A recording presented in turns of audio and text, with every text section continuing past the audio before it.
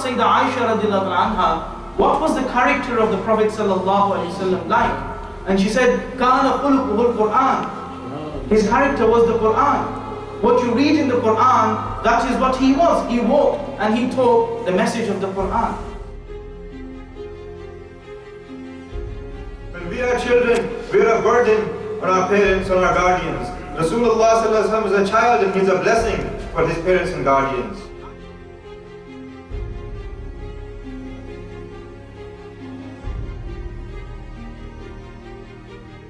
That when the service of a mother is placed higher in rank than fighting on the borders for the sake of Allah subhanahu wa ta'ala. Your Jannah lies beneath your mother's feet.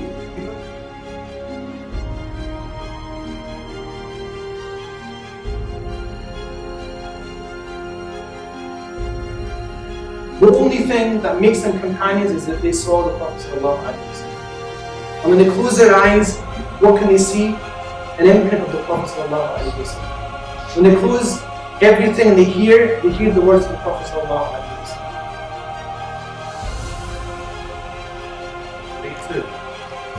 The stories of the companions are there to see the issues that they went through, the challenges that they faced, and how similar those challenges that they faced are quite similar to the ones that we have today.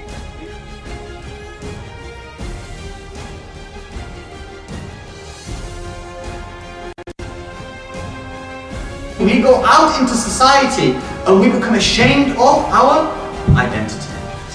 We become ashamed of being a Muslim. How does that manifest itself? We cut our beards. Whether you want to admit it or not, if you really think, why am I not keeping a beard? It's not because you don't pray.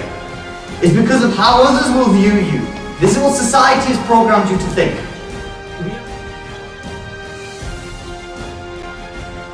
We ask ourselves, how many blessings does Allah subhanahu wa ta'ala have given us? How many times has He told us and He's given us money, He's given us phones, He's given us internet, but we have no shame that we actually use these to disobey Allah subhanahu wa ta'ala.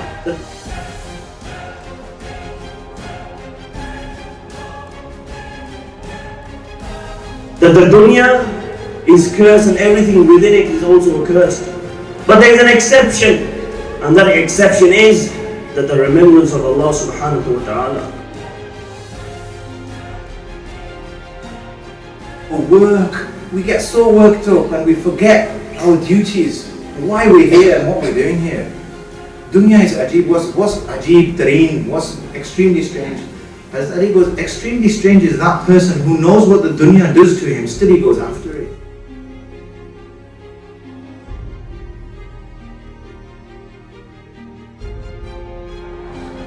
Islam has an answer to your spiritual illnesses, to your physical illnesses, to all your social illnesses and political illnesses. The problem is we're not looking deep enough.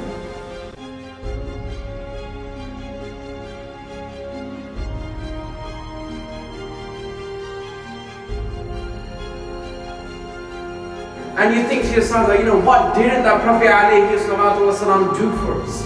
He spent his entire life for our betterment. That from the time of Sayyidina Adam alayhi salam to Qiyamah, there isn't a bigger fitna, a tribulation, a test than that of the Dajjal.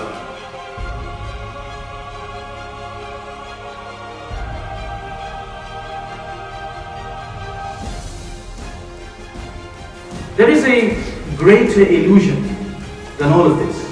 These are petty little things. There is a greater illusion than all of this, and that is the dunya. The dunya is the greatest illusion that we face, and we face it every single day.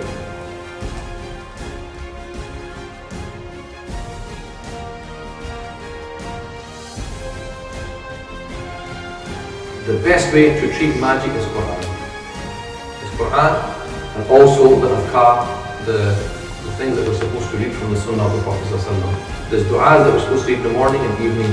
Majority of Muslims don't do it.